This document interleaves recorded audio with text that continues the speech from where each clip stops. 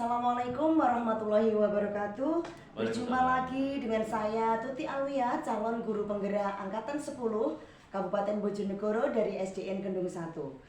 Di sini saya tidak sendiri, saya ditemani oleh senior saya, Bapak Imam Safi'i, SESPD. Beliau adalah guru kelas 5 di SDN Gendung 1. Assalamualaikum Pak Imam. Waalaikumsalam warahmatullahi wabarakatuh. Selamat pagi. Selamat pagi Bu Tuti. Gimana kabarnya hari ini?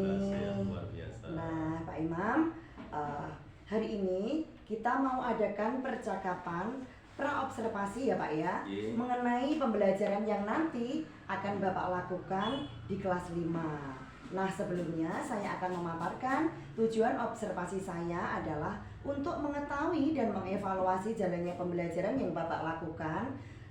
Mengapa praobservasi ini kita lakukan atau percakapan ini kita lakukan agar kegiatan pembelajaran yang Bapak lakukan nanti akan lebih siap, akan lebih percaya diri, sehingga apa yang jenengan berikan atau pembelajaran yang jenengan berikan di kelas nanti akan lebih aktif, interaktif, dan berpihak kepada murid.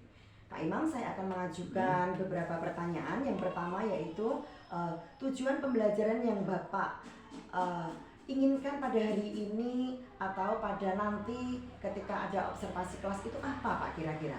Baik Tuti, berkaitan dengan pertanyaan jenengan, yaitu semuanya itu berdasarkan tujuan pembelajaran dalam RPP yang saya buat. Itu ada dua Tuti. Baik Pak Imam. Yang pertama dengan melakukan percobaan strategi mampu mendesain percobaan sebenarnya atau membuktikan sifat-sifatnya.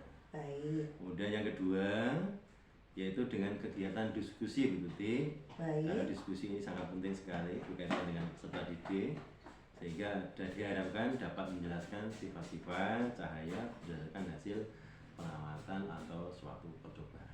Baik Pak Imam. Jadi ada dua Pak Imam ya tujuan pembelajaran yang ingin Bapak capai. Lalu bagaimana area pengembangan yang ingin Bapak capai atau yang ingin Bapak observasi dalam pembelajaran tersebut? Area yang kita gunakan ini ada dua berarti. Ya, baik. Ada area pengetahuan dan area keterampilan. Baik. Untuk area yang pengetahuan ini adalah siswa diharapkan mampu memahami, yaitu berkaitan dengan penelaahan sifat-sifat cahaya dan penggunaan dalam kehidupan sehari-hari. Baik. Kemudian yang kedua berkaitan dengan keterampilan. Jadi keterampilan ini siswa mampu mengadakan percobaan mengenai sifat-sifat cahaya dan menggunakan serangkaian alat yang tentunya adalah yang sudah disediakan. Itu.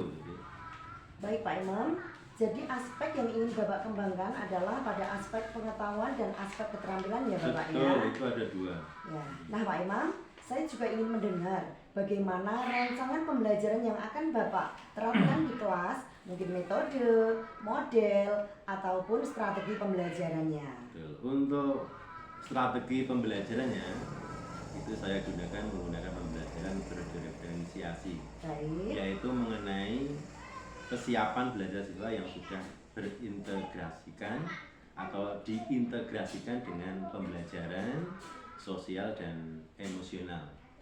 Itu Bu Tuti berkaitan dengan strategi pembelajaran. Kemudian untuk metode ini saya menggunakan metode diskusi kelompok. Berdasarkan kemampuan dan keaktifan siswa. Sebab dalam diskusi saya dapat mengamati keaktifan siswa dalam belajar. Kemudian metode yang saya gunakan adalah menggunakan pembelajaran based learning. Baik Pak Imam. Bagaimana media yang akan Bapak gunakan di kelas nanti? Saya menggunakan media observasi. Medianya adalah menggunakan video, kemudian lagu mengenai sifat-sifat cahaya, dan layar proyektor, buku guru dan LKPD. Baik.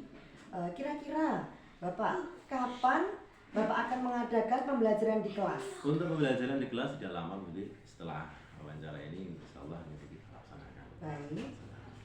Apa itu pembelajaran? Baik Pak Imam.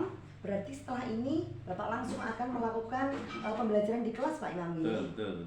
Iya Pak Imam. Nanti setelah supervisi kelas kita juga akan lagi berbincang mengenai kompetensi sosial emosional. Pak Imam, saya ingin bertanya, dari perbincangan kita kali ini, apa yang Bapak dapatkan? Banyak sekali yang tentunya berkaitan dengan kegiatan ini. Saya mendapatkan banyak penjelasan dan tentunya lah terkait dengan pembelajaran diferensiasi dan norma-norma yang tentunya harus dijaga ketika kita bermasyarakat apapun menjadi seorang pendidik. Jadi seorang pendidik itu harus paham betul berkaitan dengan ini. Gambarannya itu saya semakin paham mengenai pembelajaran berdiferensiasi. Itu Bu Tuti kaitannya dengan wawancara seperti ini yang sudah dilakukan kepada saya. Baik Pak Imam, untuk sementara perbincangan kita hari ini cukup ya. Sampai ketemu lagi pada supervisi kelas nanti. Dan kita akan berbincang lagi mengenai pasca observasi lagi. Siap. Baik, demikian tadi perbincangan saya dengan senior saya Bapak Imam Syafi'i SISPD, dan saya nanti akan ketemu lagi di supervisi kelas dan kita akan melakukan perbincangan lagi pasca observasi kelas. Terima kasih Pak Imam. Saya Assalamualaikum warahmatullahi wabarakatuh.